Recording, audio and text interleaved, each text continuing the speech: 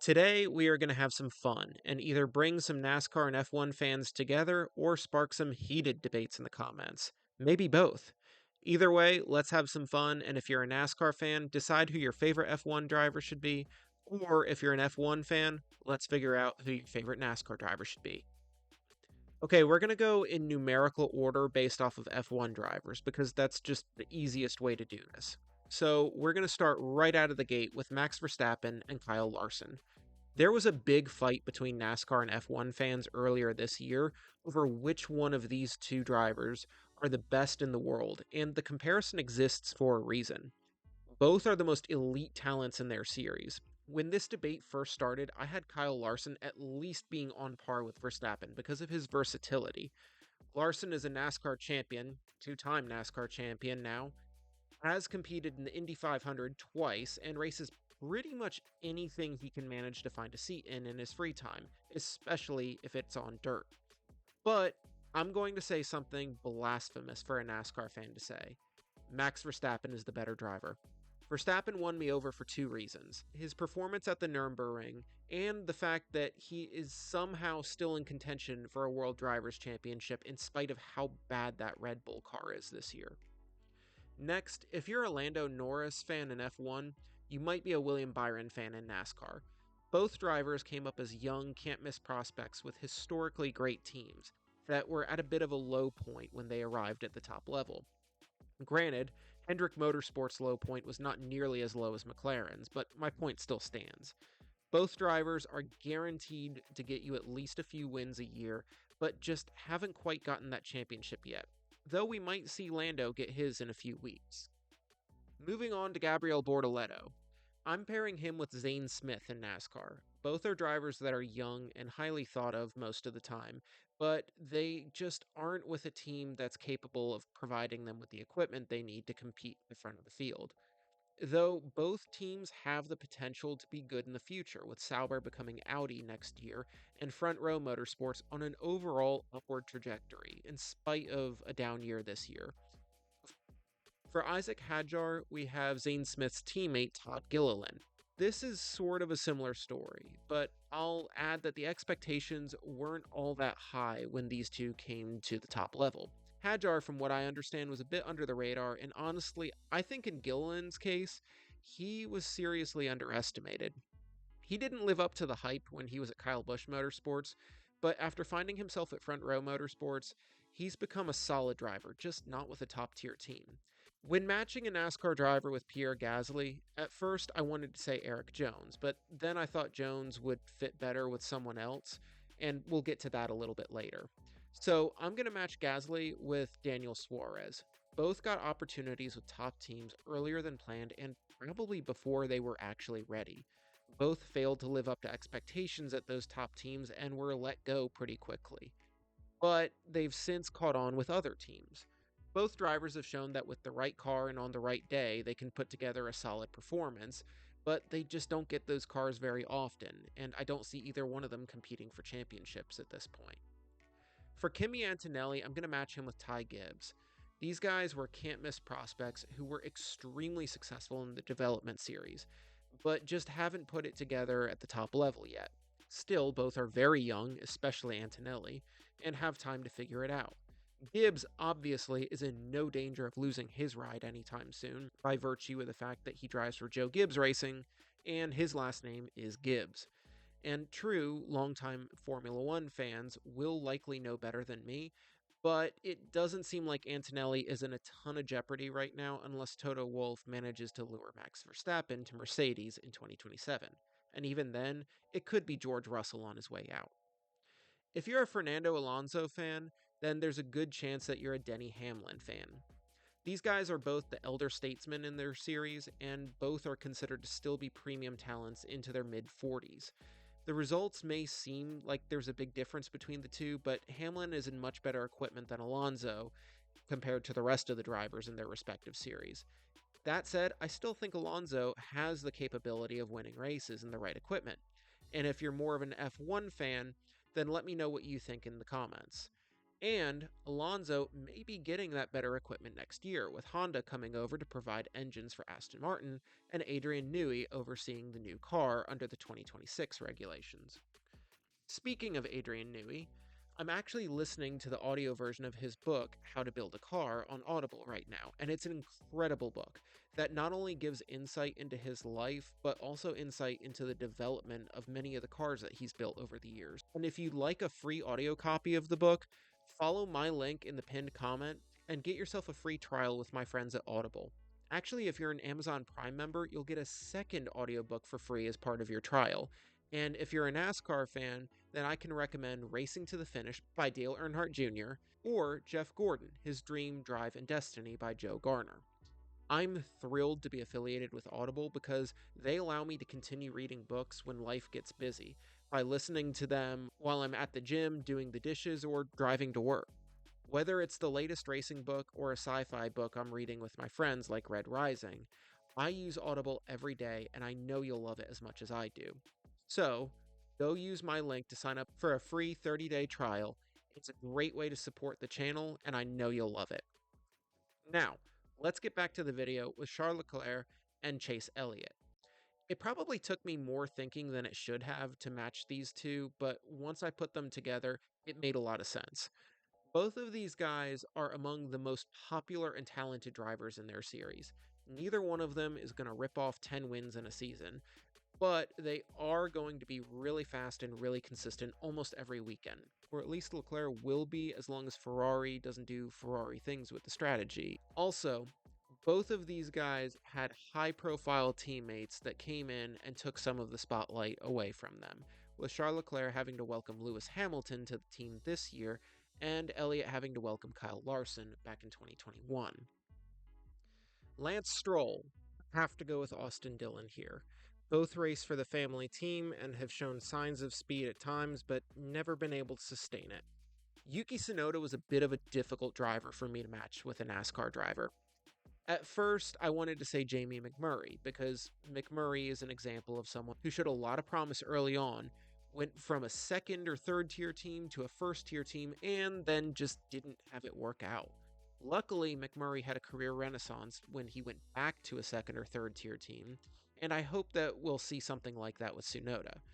But Jamie McMurray is retired, and I wanted to stick to drivers who are currently active. So I'm going to go with Ricky Stenhouse Jr. This may not be a perfect comparison, but Stenhouse showed a lot of promise early on with Roush. Things just didn't work out there. That wasn't entirely his fault, as Roush was on the decline, which actually means it might be a solid comparison based on the car that Red Bull has this year. Anyway, Stenhouse has put together a respectable career at a second or third tier team, including a Daytona 500 victory a couple of years ago, and that kind of future is what I envision for Tsunoda, which is nothing to scoff at. Okay, earlier in the video, I said that someone on the F1 grid was getting compared to Eric Jones, and that someone is Alexander Albon.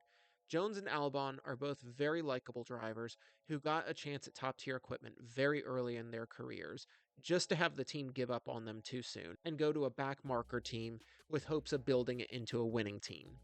Jones picked up a win with Richard Petty Motorsports, now Legacy Motor Club, in his second year with the team, but Legacy has regressed the last couple of years since switching to Toyota. That said, I still have a lot of faith that Legacy will improve and that Jones will be the team's star driver for years to come. I think that Albon is going to see similar success with Williams as well. I think James Vowles is building something special there, and Albon and Carlos Sainz are the perfect guys to bring Vowles' vision to life. Moving on to Nico Hulkenberg, I'm saying his counterpart is Michael McDowell. Both are journeyman drivers who are highly respected and known to be capable of getting the most out of their equipment, especially in qualifying, even if it isn't the top equipment in the garage or paddock if you prefer. Liam Lawson is a bit of a difficult one, because no one really jumps off the page to me as an accurate NASCAR comparison. But I think I'm going to go with Ryan Preece. Preece came up with JTG only to lose his ride, though not immediately like Lawson, and then have to step back to a test driver role with Stewart-Haas Racing. He would eventually make it back to the Cup Series with SHR, kinda similar to how Lawson did with Racing Bulls, but then eventually SHR went away and Preece is caught on with RFK Racing now. I don't love this comparison, but there really wasn't a great comparison for Lawson anywhere, if you ask me. Esteban Ocon took some thought to match up with someone, but I'm going to go with Ross Chastain. These guys have a bit of a doesn't play well with others reputation, even if that hasn't been the big story about them this year. Ocon has a Grand Prix win to his name, so I will say that he's capable of winning if given the car to do it, but Chastain is much more likely to get that car than Ocon is. Next up, we have Franco Colapinto, who I'm going to compare to Noah Gragson, a prospect who showed some promise but seems to have stalled out at the moment. They both may be a bit stalled for right now, but they could both still have solid futures. Now on to Lewis Hamilton, and I feel like this one should be fairly obvious if you follow both NASCAR and F1. Kyle Busch. Hamilton and Busch are both among the best to ever compete in their respective series. Truly generational talents who have seen late career moves to a different team not work out. Kyle Busch got off to what seemed like a strong start after leaving Joe Gibbs Racing for Richard Childress Racing, but that didn't last. Hamilton's experience leaving Mercedes for Ferrari hasn't been great in its first year either. But with that said, these are both guys who I think will see victory lane or the top of a podium again. Hamilton may be able to do that with Ferrari next year, but I think Kyle Busch will have to wait until he eventually gets the chance to leave RCR in 2027. Also, there were rumors that Kyle Busch was going to be making the move to Formula One with USF1 back in 2009. For more on that story, check out my Weird NASCAR Rumors 2009 video. Then there's Carlos Sainz, who I'm matching up with Ryan Blaney. Both of these guys are extremely talented drivers who came from racing families and have made their family names proud. These are both drivers who are going to win races, will consistently put together solid performances, and rise to the occasion when it matters most. It's also basically impossible to find a Sainz or a Blaney hater. Sainz may not have a team that is ready to win at the moment, but like I said earlier, I think that Williams has a bright future under James Vowles. George Russell and Chase Briscoe were two of the easiest matches on this list. Both of these guys came up with teams that couldn't give them the equipment they needed to show their full potential. Russell with Williams and Briscoe with Stewart Haas. In spite of that, they were both capable of outshining the equipment of their original teams at times, with Russell picking up a podium at Spa in 2021 and Briscoe winning the Southern 500 for SHR last year. Both drivers showed that they have top level talent when they moved on to top tier teams with Mercedes and Joe Gibbs Racing. Both will win championships, and I hope that Russell doesn't lose his Mercedes seat after 2026. Oscar Piastri and Christopher Bell are the next match. These guys are both elite talents with elite teams. Piastri may very well secure the World Drivers' Championship this year, and Christopher Bell should have won back-to-back championships in 2024 and 2025 if NASCAR had never made the mistake of going to a playoff system. Congrats to two-time Winston Cup Series champion Christopher Bell. Then there's Ollie Bearman, who's the last driver on the current F1 grid, but stick around because we're going to have a couple of bonus drivers. I'm going to say that if you're an Ollie Bearman fan, then you might be a Carson Hocevar fan. Both of these guys got an unexpected call-up as a substitute, with Bearman driving for Carlos Sainz when he had to have an appendectomy last year, and Hocevar driving for Legacy Motor Club when Noah Gragson got fired a couple of years ago. Both have managed to find more permanent homes at second or third tier teams, with a chance of getting called up in the next few years, with Bearman potentially having a chance at a Ferrari seat when Lewis Hamilton retires, and Hocevar potentially having a chance at Hendrick Motorsports seat when a certain group of fans get their way on Alex Bowman. More on that in a moment. So that wraps up the current F1 grid. Obviously, there are fewer F1 drivers than NASCAR drivers, which is why it was easier to use F1 drivers as the starting point for these comparisons, even though the primary focus of my channel is NASCAR. It's also why there are a lot of NASCAR drivers who haven't been mentioned, even big names like Tyler Reddick, Joey Logano, and Shane Van Gisbergen, to name a few.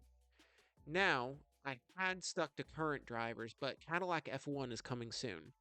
So let's look at Sergio Perez and Valtteri Bottas as a bonus round, as they're set to pilot the Cadillac F1 cars in their inaugural season. I'm going to match Sergio Perez with Alex Bowman. Both of these guys are solid drivers who are capable of winning races, but will be the first person that people say should be fired if they hit a slump. For the life of me, I don't understand why there is a group of fans that have it out for Alex Bowman the way they do. but it just seems like some people really want him gone from Hendrick Motorsports. Checo got let go from Red Bull, and we've seen how that's worked out for them, but hey, Red Bull's loss is going to be Cadillac's gain. Valtteri Bottas is a bit of a difficult fit because I just think he's so unique. Honestly, there's no current NASCAR driver that I think is a good match for him. So I'm going to cheat a little and go with a retired driver, Greg Biffle. Bottas has always been a great driver, and while he was at Mercedes, he won a lot of races but was never the number one driver, and his teammate was the one who was consistently winning championships. Biffle spent much of his career in top-tier equipment at Roush, but was not the true number one driver for the team until the very end of his career, when Roush was at its lowest point, and he never got his Cup Series championship. Even then, I don't think that's a great comparison. So, this was my first time dipping my toe into the F1 waters. I've followed NASCAR for more than 20 years, but I've only followed Formula One for 4 or 5 years. So, I usually avoid F1 because I don't feel like I have the knowledge base to do it justice on YouTube. Hopefully, I did. If you're an F1 fan and have stuck around this long, thank you so much for sticking around and checking out my channel. I primarily focus on NASCAR, but if y'all think I'm welcome in the F1 world, then I'll dip my toe back in the water every so often. If you're one of my regular NASCAR fans who enjoys my Weird NASCAR Rumors series, thank you so much for doing something a little bit different with me today. I hope you had fun and enjoyed the video. Be sure to like the video and discuss what you think about my matches in the comments. If you don't agree with everything, that's fine. You could actually say, I don't agree with everything I just said because I'm a Christopher Bell fan in NASCAR and a Max Verstappen fan in F1. Just let me know what you think in the comments and what you would change. Also, share the video with a friend and use my link in the pinned comment to get your free Audible trial and listen to some of my favorite books like How to Build a Race Car, Racing to the Finish, or Jeff Gordon. Thank you so much for watching and have a great day.